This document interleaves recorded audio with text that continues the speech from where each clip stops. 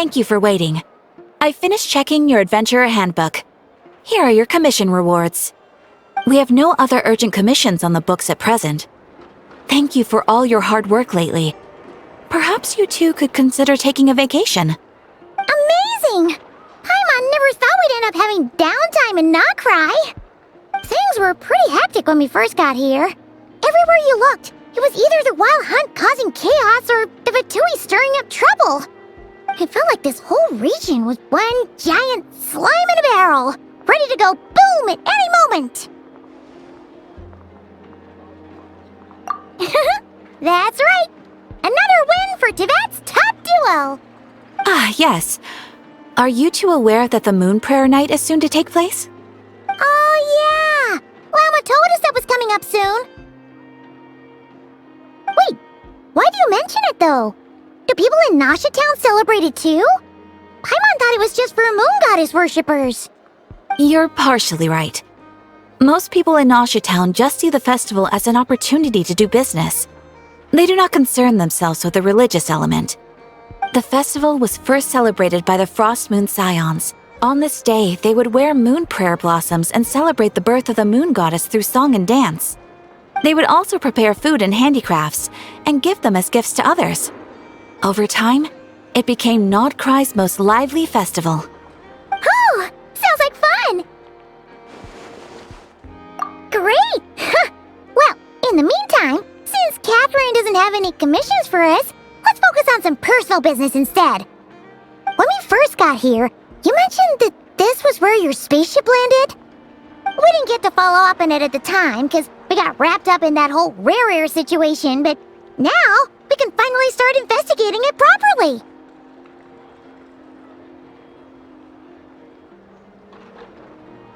Well, there's a saying Paimon's heard around these parts, which goes, if you lift up a rock, you'll find something you weren't looking for. By that logic, you'll never find what you're looking for while you're searching, but the moment you stop looking, it'll jump right out at you. Could be worth a try though, right? Anyway, Paimon suggests we focus on other stuff we want to do for now, and just keep an ear out for spaceship-related intel as we go.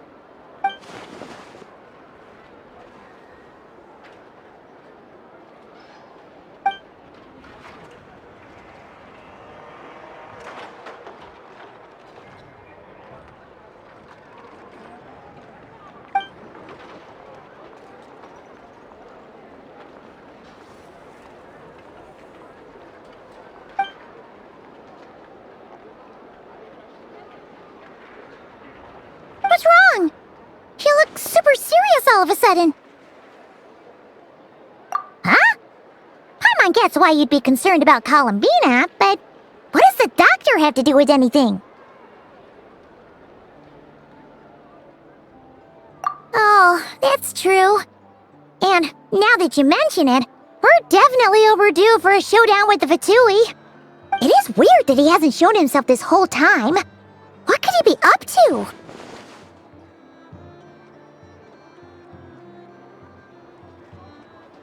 True. Paimon would much rather deal with Marionette anyway. She says the meanest things, but when it comes down to it, she doesn't seem like a bad person.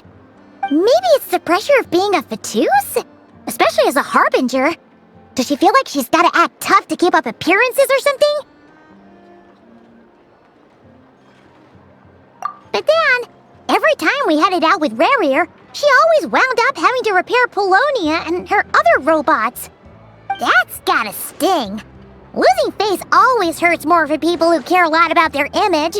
She's probably still furious about it. What? Relax! She's not even here! Huh? What's the matter? Oh, nothing. Sorry, we'll be on our way now. Where are we again? Oh yeah, Columbina? Right, yeah, let's go see Columbina.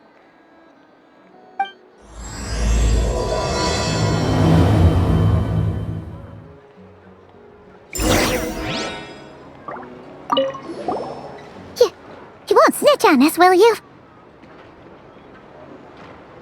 I'm not entirely sure what you're talking about. But rest assured, I protect client and adventurer confidentiality as a matter of principle. Phew! That's a relief. Paimon does not want to get an earful from her.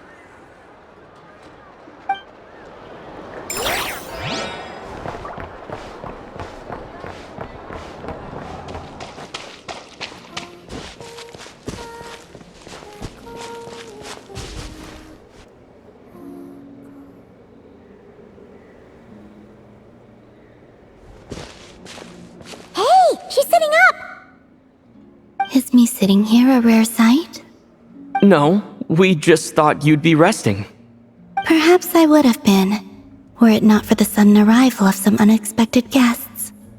Not that I consider it a disturbance. After all, you are the only ones who are free to enter. Would it not be a little unfriendly of me to lie down while we speak? I didn't realize you put so much thought into little things like that.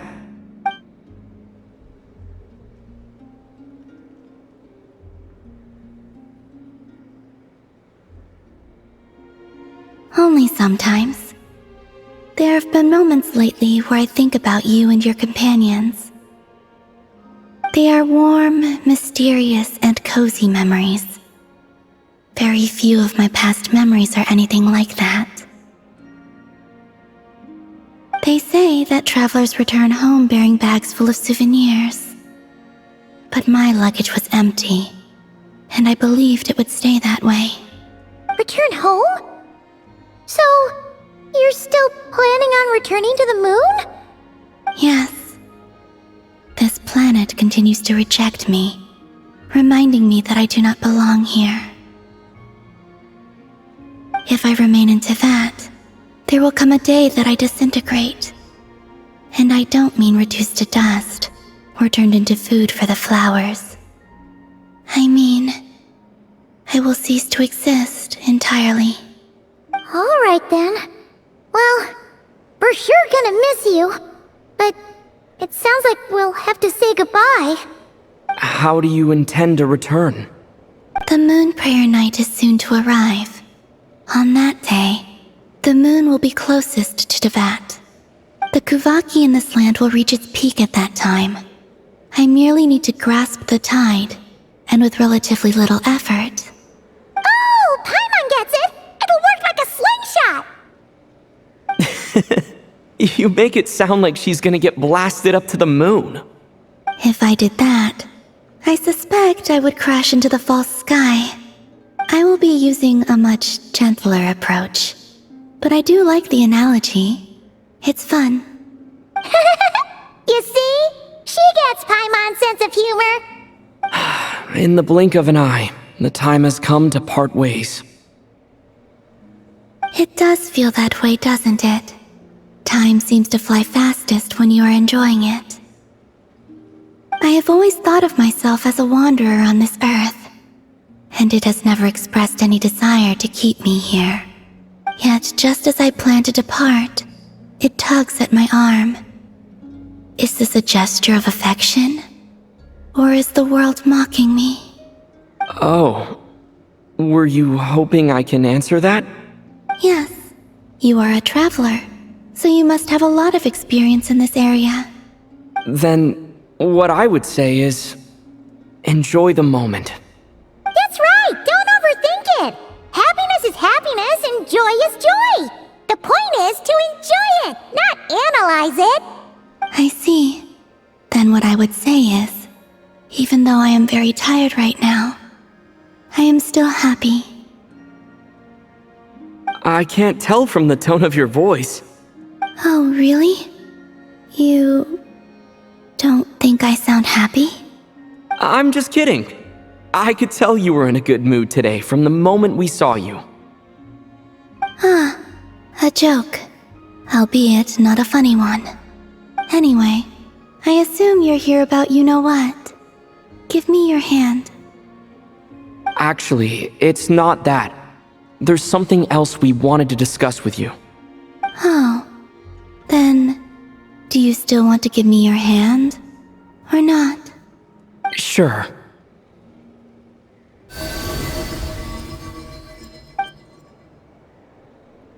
Thank you. So, I've heard that in the moon prayer nights of the past, people here would hold celebrations in the moon goddess's honor. Since you helped so much in our fight against the Rehir of Solnari, I think you deserve a farewell party before you return home. I haven't asked everyone else for their opinions on this yet, but I'd like to invite you to join the upcoming Moon Prayer Night. I've never joined a moon prayer night before. I'm not sure what I would even do. Oh, don't worry about that. We take care of everything. All you need to do is show up. Of course, there's no need to force it if you're not feeling strong enough. It's just, this kind of felt like a golden opportunity. But they call me Kutar, and the Fatui have an arrest warrant out for me. I shouldn't appear in public right now.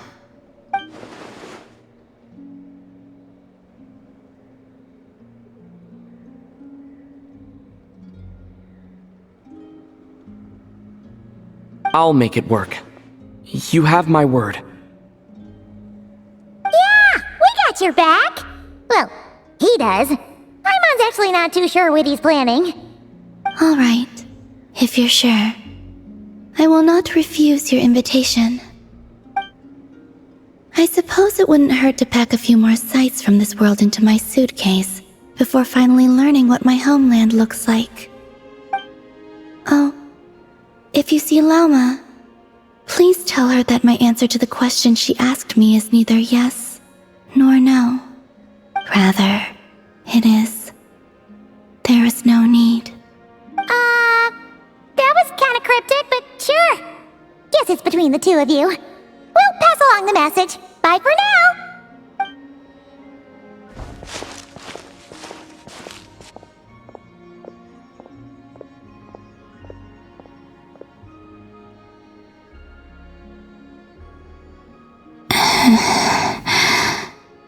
And also, I do not know. Since she's agreed to join the festival, let's go see who else wants to take part. Lauma's gotta be the person most familiar with the Moon Prayer Night. We should start with her. Also, what exactly is your plan to keep her safe? Not sure yet. I'll figure something out. What? Are you serious? And Paimon even gave you her vote of confidence back there. When did you become so sneaky?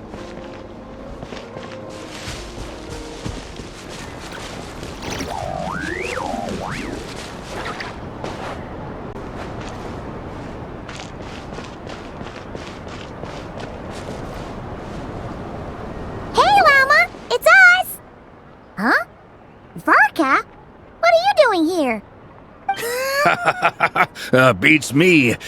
I had a bit too much to drink last night, and when I woke up, I was on Hisi Island.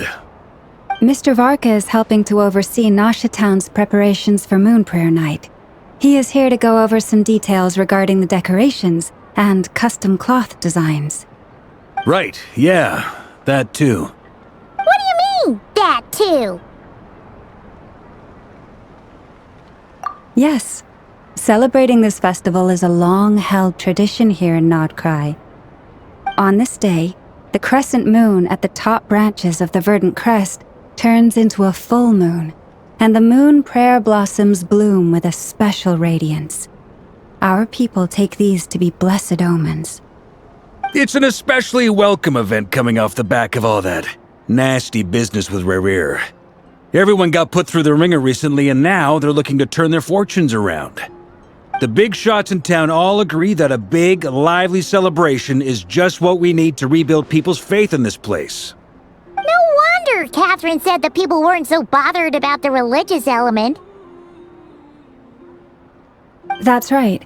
It's become more of a local custom by this point.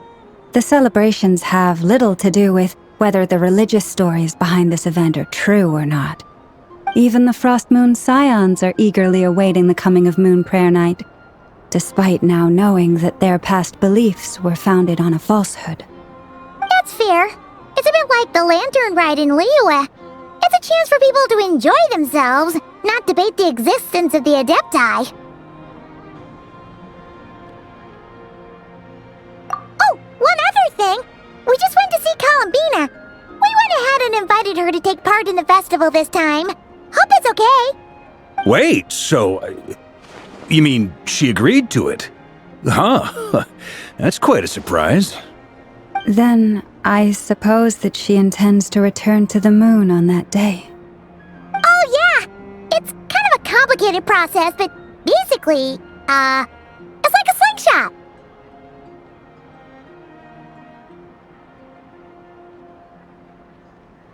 I understand. In truth, I had a feeling that she might make such a decision. Well, if Kuthar has decided to participate in the festival, we should prepare accordingly. Yeah, exactly. She was saying how it could be risky for her to show her face in public. We were wondering if there was any way we could hide her. Unfortunately, the people who carved the statues did an excellent job of capturing her likeness. It will be very challenging to hide a goddess whose face everyone is so familiar with. Darn! We may have bitten off more than we can chew here. Nah, don't sweat the small stuff. We can handle that. Huh? Are you saying you have a plan? Not as such, no, but the most important thing with a festival is to keep the mood light and your spirits up. You can't go preparing for a festival with those long faces. You'll never convince anyone to enjoy themselves. The Mondstatter spirit is strong with this one. As it happens, I agree with Mr. Varka. Let's start by making our appreciation for Kuthar the beating heart of the festive atmosphere. And who knows? Once we get the ball rolling, perhaps everything will just fall into place. Hey! Did you catch that? Lama said the thing! Or close enough, at least.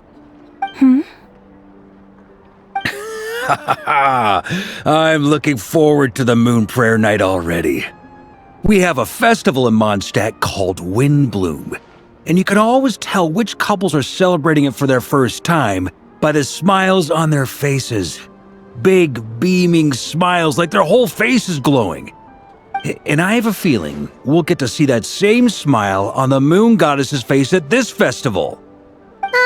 Not quite the same, surely. Anyway, I'll take care of business in the city, but I'll have to leave the decor up to you and the Frost Moon Scions. No one else can capture that traditional aesthetic quite like you guys. But lastly, there's the final key element that brings the festival to life. Companionship. Before you leave, let me show you something that we've been preparing. Mr. Varka had asked to see it already, so you may as well tag along. Also, I have some further questions about Kuthar's decision.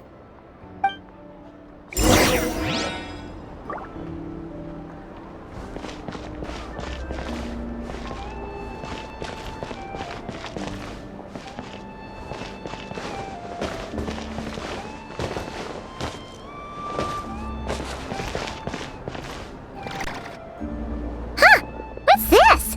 They sure look like they're having fun. I believe so.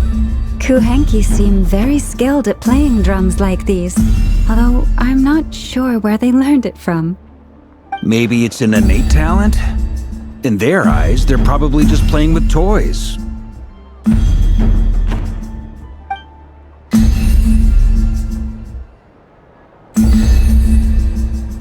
Wanatar! You want to play too? Yeah. She looks more confused than anything. Maybe we can teach her next time if we get the chance.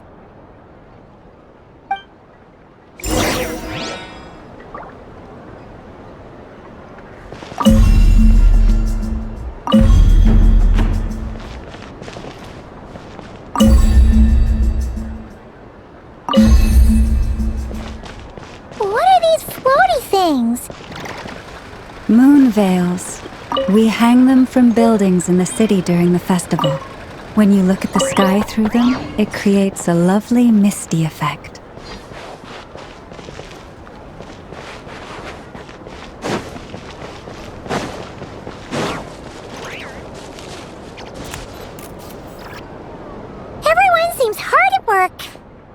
They're preparing items for Moon Prayer Night. For instance, the sculpture being made over here, Mr. Varka and I were just finalizing the details of where it will be placed. Ah, there she is. I didn't know the finished article would be so large. Not to worry, though. All the necessary arrangements have been made. Just let me know once it's ready, and I'll get some people to ship it over. You have my thanks. And over here, we are preparing a very traditional confection. Oh, look at all these colors! It looks great! Can Paimon try one? Of course. I have a feeling you'll like it a lot. You bet! Sweets and treats are Paimon's favorite! If you included those in the Feast of the Moon, I bet Paimon would have joined the Frost Moon Scions by now. There will also be verdant crests like this present in Nasha Town during the festival. The timing of Moon Prayer Night is not completely set in advance. We make a rough estimate, then observe the changes in the verdant crests and moon prayer blossoms to guide us. As such, the wait itself is a fun feature of this particular festival.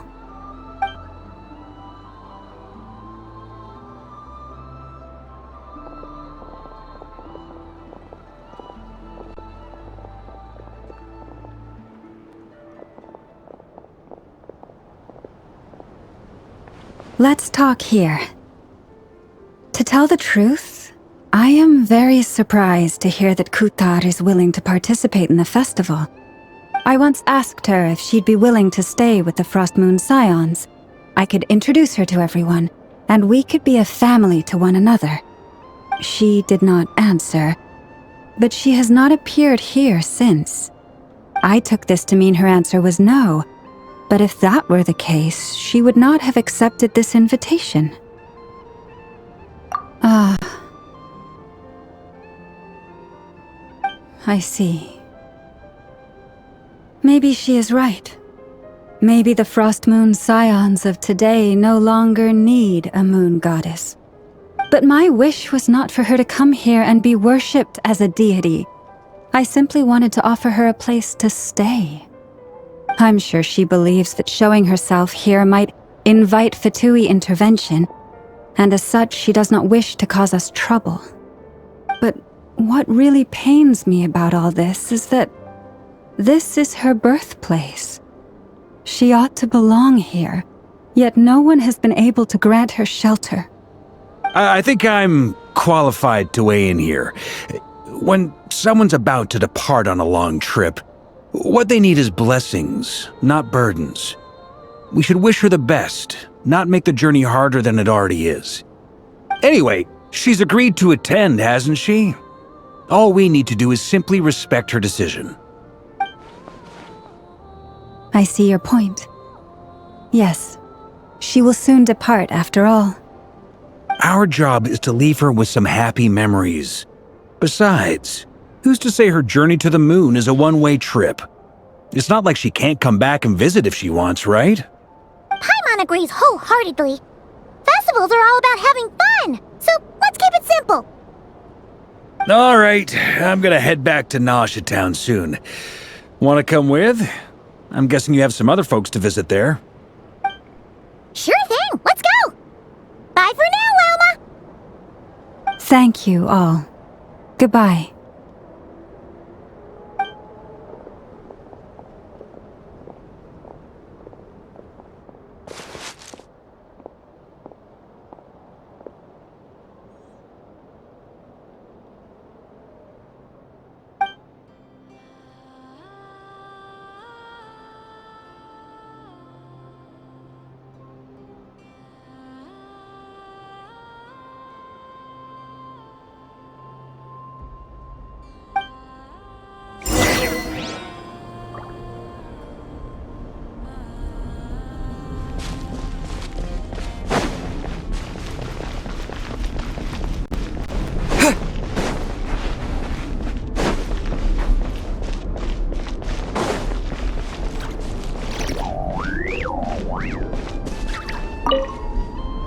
Goodbye for now. I look forward to the festival.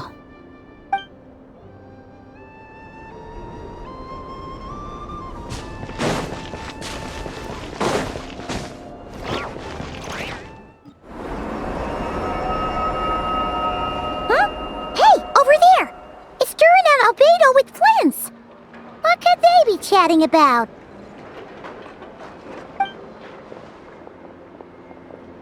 Your guess is as good as mine. Ah, Grand Master, and the Traveler in Paimon. Hello there. It's been a while. Perfect. We have some new volunteers for our investigation. Wait, let me guess. The righteous Lightkeepers are finally ready to hunt down the Abyssal Dragon? Yes, that too. Yeah, right. Oh, wait. Why does everyone keep saying that too? Well, to be precise, the facts match, but not the causality. Wait, so I guessed right? Half right. Don't act so impressed with yourself. Maybe I can explain. We ran into Mr. Flint's north of Nosha Town. At that time, we just noticed a few abyssal creatures out in the wild, but the strange thing was, I didn't detect any traces of abyssal energy on them at all. On closer inspection, we realized that they were not real monsters, but something akin to reflections in the water, or perhaps a mirage. Huh? What do you mean? Like, you could see them but not touch them? Exactly. It was very peculiar. They roared and tried to attack us, but we could not make any physical contact with them. I think I've heard of things like that happening in Nocturne before, but I don't know much about it. Yes, it's a known phenomenon. Mirage-like illusions tend to appear in Nocturne in the run-up to Moonprayer Night. From a distance, they appear quite real. I myself thought that Misters Durin and Albedo were locked in battle with abyssal monsters when I first arrived. But after sharing intel and investigating a little further, we can confirm that these illusions are harmless. There is no great cause for concern. All the Mirage stories I've heard are either animals, rocks, or small houses. Abyssal monsters, though? That's a first. It's a first for me, too. So I'm planning to look into it further just to be on the safe side. I intend to inspect a few more locations. What about you two? Any plans? Alice contacted me a few days ago. She'd like me and Durin to assist her with an experiment. But we lost contact shortly after receiving the message. I'm sure that comes as no surprise to anyone familiar with her. We don't know when the wind will blow, yet when the wind blows, we will know. That, in a nutshell, describes how Alice operates. Yeah, that tracks. Okay. Well, I suggest we investigate this Mirage business in the meantime.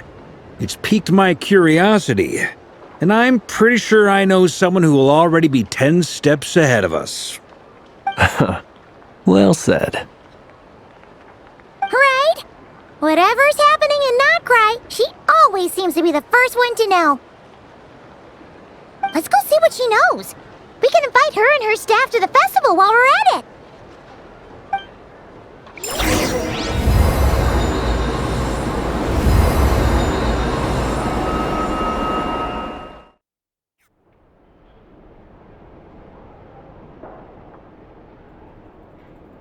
You're right, I have noticed. There's certainly something a little fishy about this situation. Only a little, though. Records indicate that this phenomenon can occur in the days before and following Moonprayer Night. That said, it has always been a rare sight in the past. The odds of encountering these phantoms are similar to looking up in the night sky, happening to see a shooting star, and managing to make a wish before it disappears. But this time, either everyone's getting lucky, or they're appearing far more frequently than usual. Yehoda's out gathering intel as we speak. In the meantime, let me check off some points of interest. First, the Abyss. The ones we saw seem to be abyssal monsters. Indeed. But we have identified one location where many more of them have made an appearance. And not just monsters, but human phantoms, too. Given the scale and nature of the phantoms, it's almost as if someone's last memories are coming to life. Or perhaps the memories of multiple people. Oh. So you mean the phantom monsters are hunting down the phantom humans? Exactly. The phantoms can interact with each other, but we have no means of intervening. In addition, some of the human phantoms would seem to be from the very distant past. This is clear both from the clothing they wear and the stories they tell. They claim to be from Hyperborea, a name which I've heard from Lauma before. If this is true, it means they must be from 6,000 years ago. Did Paimon hear that right? 6,000 years? It sounds like this merits further exploration. That'd be a big help. I'll leave it with you, Albedo. My knowledge of ancient history is non-existent. I used to doze off every time the pre-Knights of Favonius era came up in class. It's quite a miracle that you were able to understand these phantoms' speech, given how long ago they lived. I suppose you're right. But I'll leave the archaeologists to ruminate over that conundrum. As an intelligence broker, my sole interest is in the value of the information I gather. Which, in this case, hopefully means earning myself some good favor with our dear Lady Moonchanter. So calculating. Whew, this intel broker logic always catches Paimon by surprise. Sounds to me like we could split the work up. I think the abyssal phenomenon is best left to Albedo, Flint's, and me. Agreed. It coincides with my duty as a lightkeeper. For my part, I'd like to understand the abyss better. Even a little knowledge would go a long way. This is certainly a rare opportunity to study the abyss.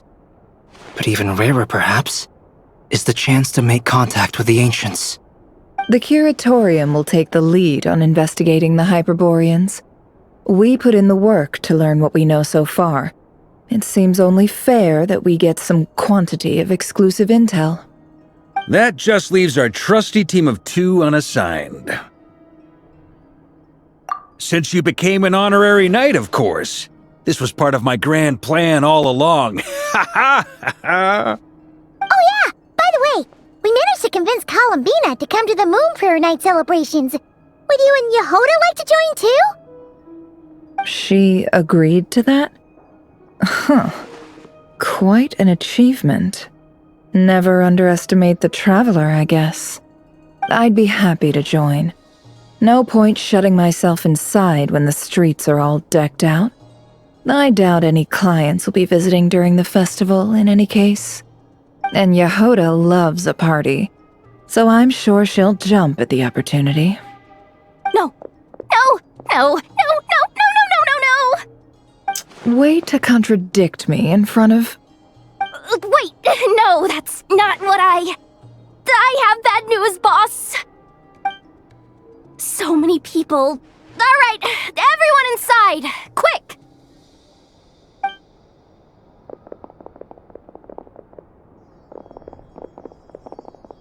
This is gonna sound crazy, but hear me out. I saw one of those phantoms at Star Sand Shoal, and it was some sort of flying ship. Like a spaceship? That's gotta be the one you came to Tibet in. You said you saw the same thing through the moon marrow, right? Huh? You already know about it? Ugh, I thought I was gonna blow people's minds.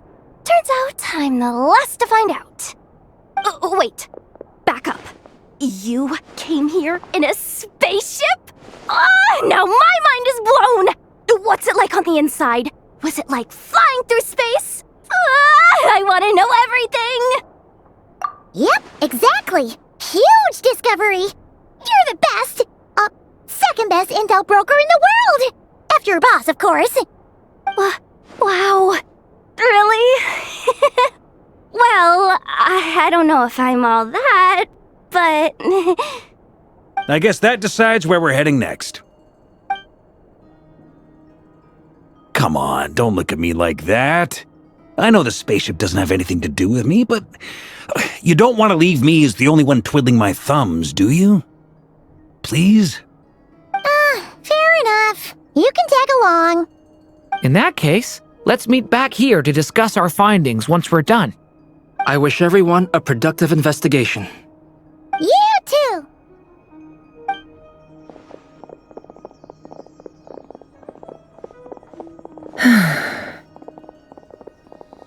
What's up, boss? Aren't we gonna head out? Tell me, Yehoda, when did the curatorium start giving out intel for free? Oh, sorry, boss!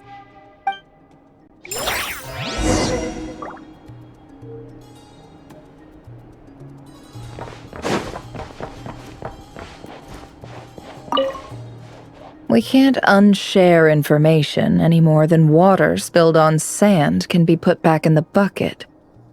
I'll just have to balance the books some other way. Please, boss. There's gotta be another way. Who knows? Depending on what they find, maybe this will work in our favor. Please don't find me. Please!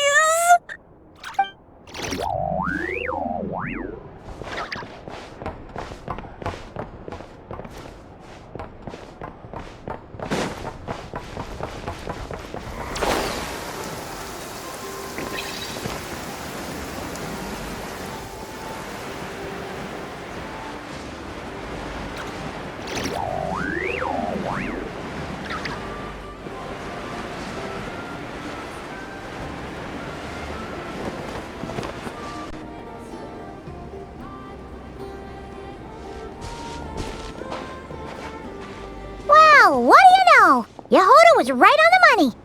This Phantom really is your spaceship. But that's so weird. Why would it show up here? Is it some kind of projection? Or a ghost? Like, maybe it no longer exists, but somehow it left an afterimage? Ah, you're already here. Miss Lauma, what a surprise. I thought you were busy with festival preparations. I was, until one of our people informed me that a strange sight had appeared at Starsand Shoal. No one's ever seen something quite like this before. I thought I should see it for myself. Same here. Oh, so we heard that these things appear around the festival period. Any idea why that is? Unfortunately not. We have very limited information about them, since they can't be interacted with. And no human phantoms have ever made an appearance before now. The most we've been able to deduce is that these sightings appear to be connected to the increase in Kuvaki energy around this time. Yeah, seems like that's all we can do. This is all so confusing. Allow me to lend you a hand.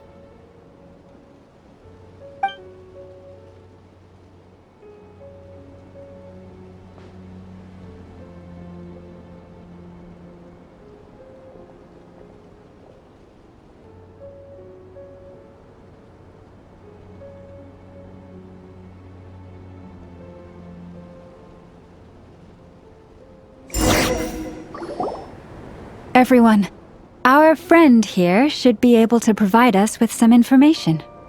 Is that a phantom rhymehorn deer? I've heard about how the Frost Moon Scions live in harmony with the animals and can even communicate with them. That's coming in handy now, for sure. Okay. Yes, I understand. Then how about this?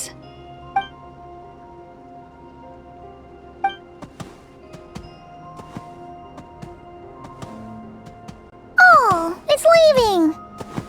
It appears to share our curiosity about this giant spaceship, so I asked it if it wouldn't mind investigating along with some friends. In return, I told it about some nearby spots where the wild fruit grows abundantly. We may live in a different era from these phantoms, but I trust that the terrain, climate, and ecology here are more resistant to the effects of time than some things are. Let's give them a moment and hope for the best.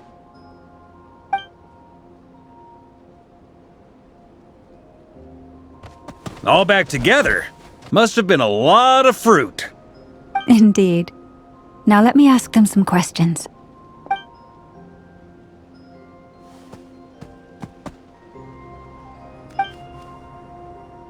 It did find a lot of wild fruit, enough for them to feast for a long while.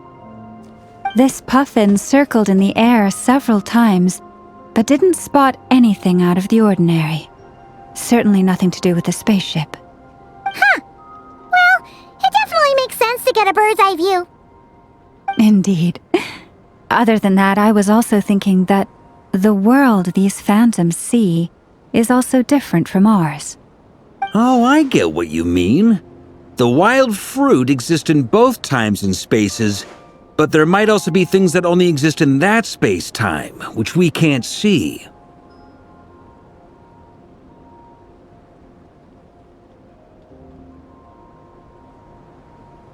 Good point.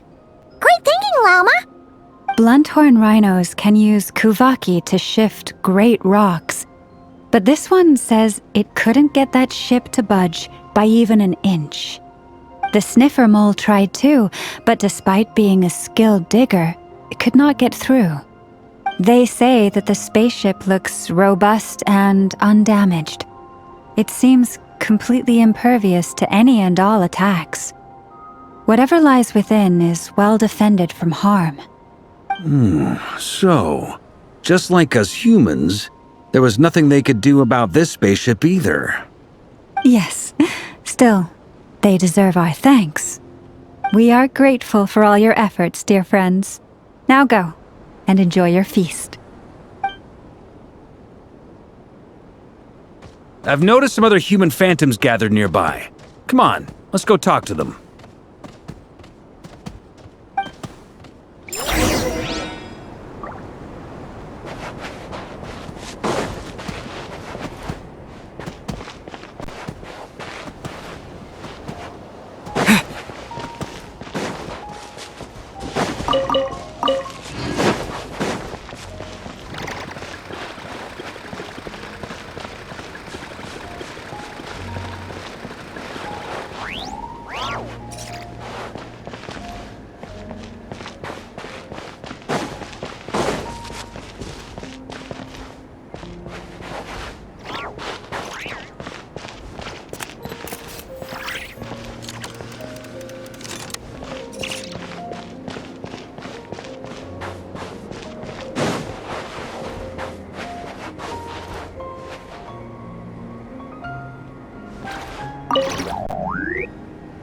What is this thing?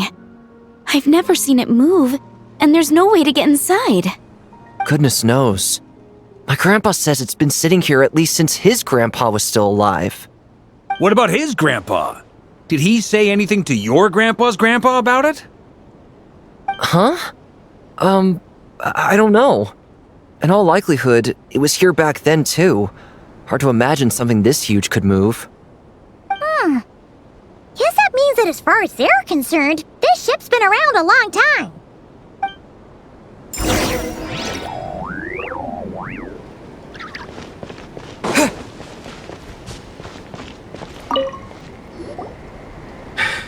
Come on, brothers! If we can get even a small chunk off of this thing, it's gotta be worth a fortune! Today is the day we strike it rich! Huh? You mean Paimon? Yes, brother, I shall join you. Let's make our fortune. We should go with them. What the? This thing is crazy tough. I can't even scratch it. What's it made of? Sorry, brother. Looks like we'll have to seek our fortunes elsewhere. Enjoying yourself? I was just seeing if I could influence this phantom's perception by playing. But nope, no dice.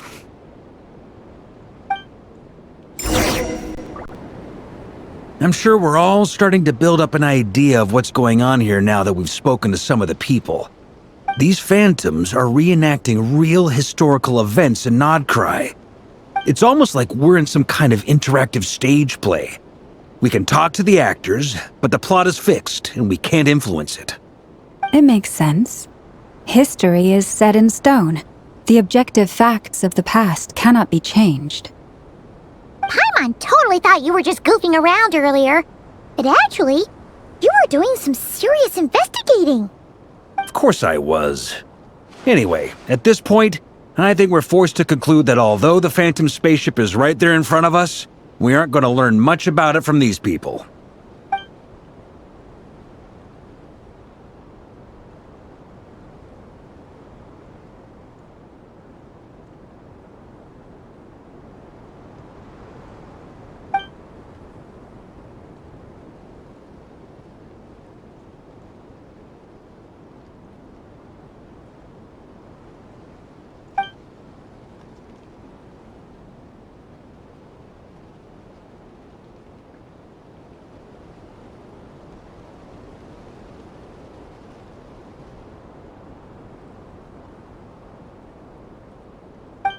Don't be discouraged. If nothing else, this is proof of the ship's existence. And think about it.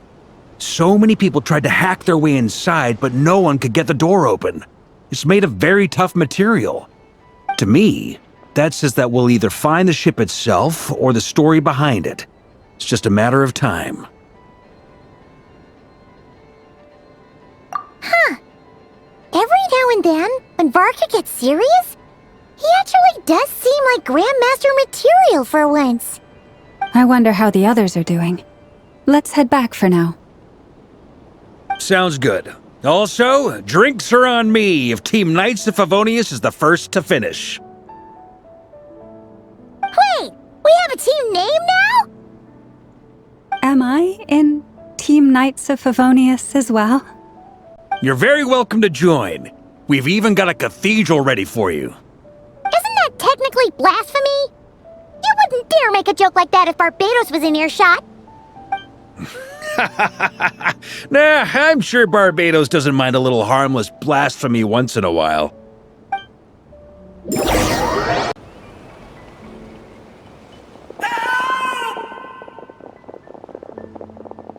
Oh, no! Get away! Oh.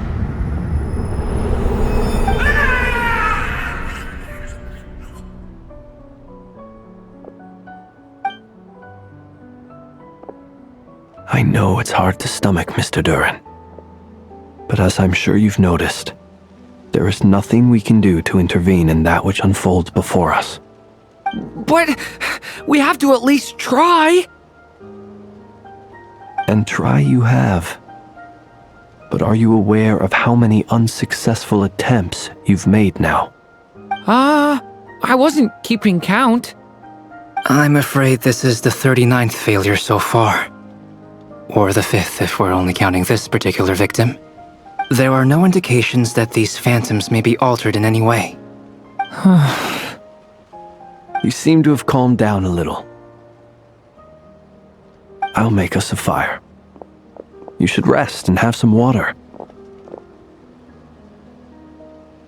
Feeling any better now, Mr. Duran? May I ask a few questions? Be my guest. What exactly are we witnessing here? What happened to those people? My guess would be that we are seeing Nodcry during the Conrian Cataclysm. Would that be accurate? Conria. That is correct. As you know, once the Abyss senses even the tiniest crack, it floods in and spreads like wildfire. There was a time in the distant past when it permeated all of Nodcry, causing immeasurable harm. The people paid a terrible price to heal this land. Then, 500 years ago, the whole of Teyvat suffered an abyssal disaster. Once more, Nodcry was dealt a devastating blow. I see. In the face of the abyssal onslaught, all were like grains of sand tossed around by a tidal wave. Be they human, fae, or god. The moment you witnessed is but one drop in a whole ocean of catastrophe. All right. I guess that answers my second question, too. I wanted to know why there's nothing I could do to help them, and that's because what we are seeing is history. That would be my guess as well. As I understand it, history and fate are not all that dissimilar. The latter may be unseen to us, but both are immutable. Yes. Fate was determined long, long ago. I still have a couple of other questions for you, Mr. Flint's. You mentioned more than one abyssal disaster that has struck this land in the past. How can you be sure that what we're seeing is from the Conrian incident? And also, how are you able to stay so calm when you're talking about these events? From everything I know about you, you're not cold or ruthless, and you're not indifferent to the suffering of others. Alas, I am forced to show my age. I must be 600 or 700 years old by human measure. Wait, so you... One is not easily moved by history when one has witnessed the truth firsthand. I'm sorry. You needn't apologize. Your passion is a good thing to have. Treasure it, because someday you may find it in terribly short supply. Now, at the risk of offending you, I have a question in return. Your curiosity toward the abyss, is it born from hatred or because you sense its call?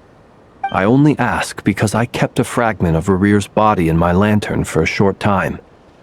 Specifically, his heart.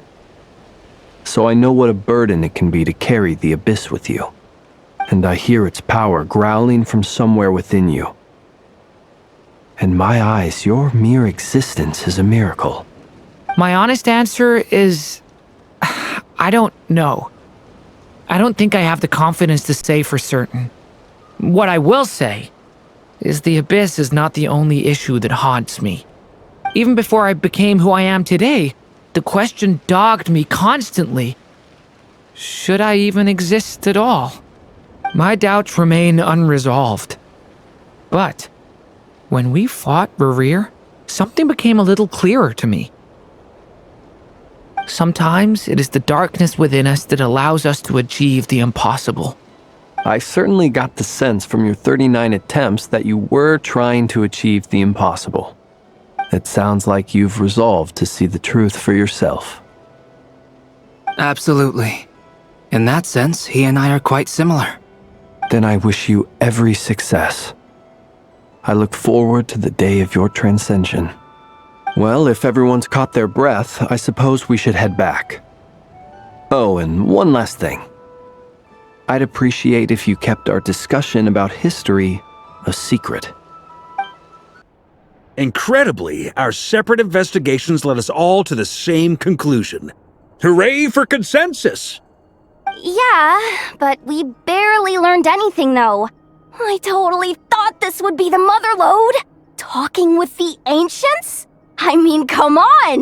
But nope, all we got was useless snippets of conversation. And all this stuff about moons and hyperopia. What a load of baloney.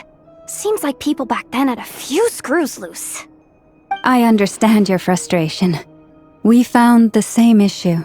Each phantom only showed a very brief moment in time. There isn't much value to be found in these miscellaneous fragments of a civilization's history, no matter how glorious it may have been. If there's a silver lining, it's that these phantoms are harmless to the present reality. They shouldn't get in the way of the festivities. Paimon agrees. And not just because it's the first thing she understood in this whole conversation. You look disappointed, Nefer. Is something the matter? What do you think? We all worked our tails off, but the only one to gain anything from it was you, Lady Moonjanter. Well, please do share the Hyperborean records with me. I will gladly inscribe them in our people's documents. Oh, duh! Yeah! That was it! Hyperborea! Hyperborea. I'm serious. Only an expert in the Frostmoon Scions and their history can turn these records into valuable research material. The alternative is to let them gather dust on the curatorium's storage shelves until the pages turn yellow. Nefer, you're wise enough to know that cooperating and sharing the profits is the best course of action here. Well, that goes without saying. Sure, let's do that. Huh? But didn't you say we aren't supposed to give out intel for free? Sorry. Shutting up. Now is not a good time to push Nefer's buttons. Anyway, back to Moon Prayer Night. I'm thinking that we should prepare something a little special, aside from the usual decorations and so on. You mean a parting gift? Can't go wrong with food. Although, does food go bad on the moon? Perhaps a lantern would be a better choice. It might be dark up there. It could prove difficult to light a lantern on the moon. Magical stones might serve that purpose better. What about a clockwork mecha model from Fontaine? I've got a whole bunch at home. I use them for fighting practice in my free time. None of these sound like things she would be even remotely interested in. But we don't interact with her enough to know what she likes. Yeah. It would really save us the guesswork if someone could find out what she's into.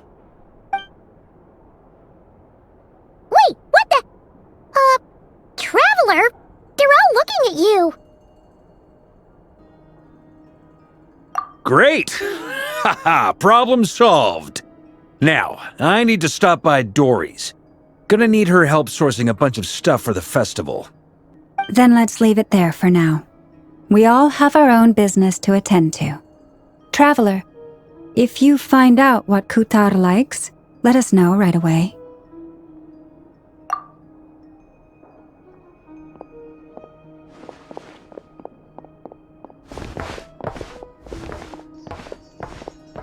Is something the matter? I'm fine. It's just... I'm still feeling a little rattled after witnessing the horrors of the Abyss. But it's okay. This is something I have to work through. I'll be alright. Thanks for your concern. Well, don't put too much pressure on yourself. If you ever feel like something's wrong, physically or mentally, we're here to talk. Come on! Stop treating me like a kid.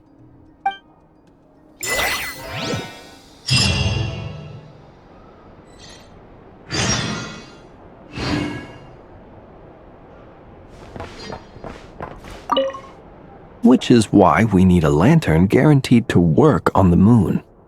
Yes, I have a few ideas, but the lantern itself is the easy part. The real issue is how little we know about the lunar environment. Wait, you two are serious about this? Let's just say I'm intrigued by these shining magical stones that Mr. Albedo has mentioned.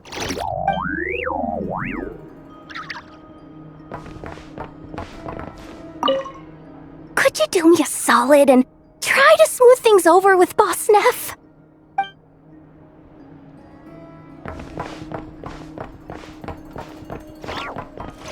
Miss Lauma, would you accompany me into town? I think it'd be best if you saw the Frostmoon Scions decorations for yourself. Very well. Let's go.